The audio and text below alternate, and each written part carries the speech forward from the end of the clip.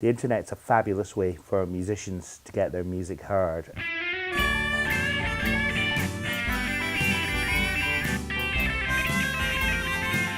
You can get your music heard in various different ways. You've got Bandcamp, SoundCloud, even going back a few years like MySpace. You can look at bands like, Cypress Hill, that done a lot of booting, right, for like, their mixtapes, because each artist done a solo career. When they done their mixtapes, they get influenced by the net, who's sent out massively in torrents. So it's one way to get your music out there.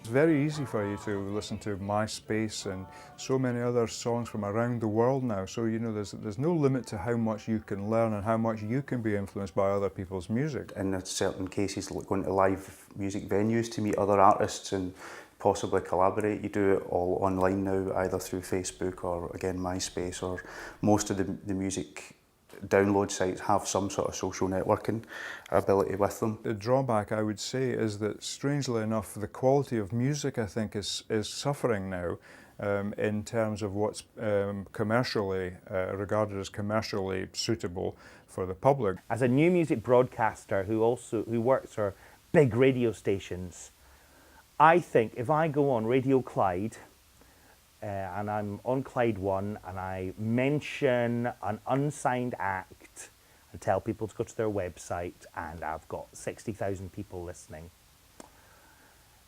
If I do the same thing on Twitter and say, check out this band, I think I would have a greater hit level with my 3,000 followers on Twitter than I would to 60,000 people listening to me on the radio. You know, you do have the ability, if you've got really good stuff, 9 times out of 10 it will still get noticed, but the difficulty is just the vast quantity of stuff that's out there.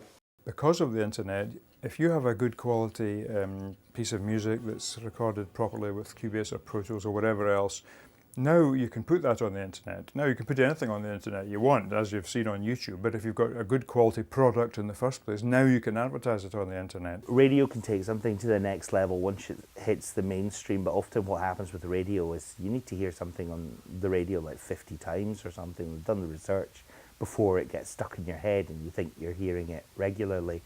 Whereas most unsigned acts that get played on the radio the track might get played once or might get played twice, so it's never going to get into somebody's head. I think a lot of people are using computers now, and it's a lot more YouTube hits rather than TV. You could send music off to a publisher in the usual way, but you can also now email publishers an MP3 of any song you want. There's so many avenues you can go down, like there's Last FM, there's MySpace.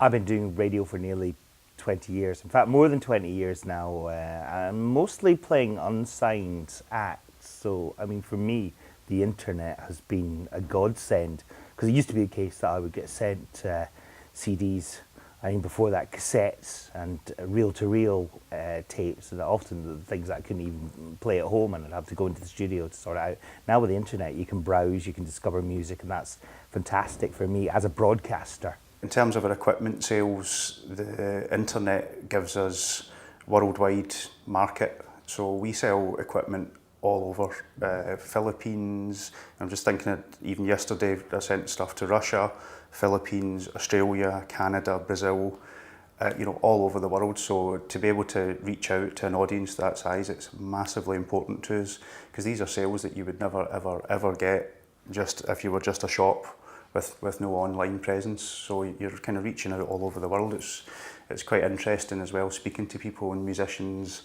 that are making music in all these different territories. You get a lot of different feedback from them about what they use and what's important to them. I think the internet does hold the key for most forms of popular music, not necessarily all forms of music, of course. There's a lot of music out there. It doesn't all have to be done by internet means. There's still traditional ways of doing it.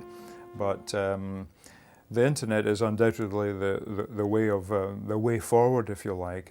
We always had music before we had technology. Okay, if rock and roll hadn't been invented or whatever, we might be listening to different sorts of music, but we still need to access it, and we probably access it through technology. So, yeah, without a doubt, I think the internet is the most important thing to ever happen to music.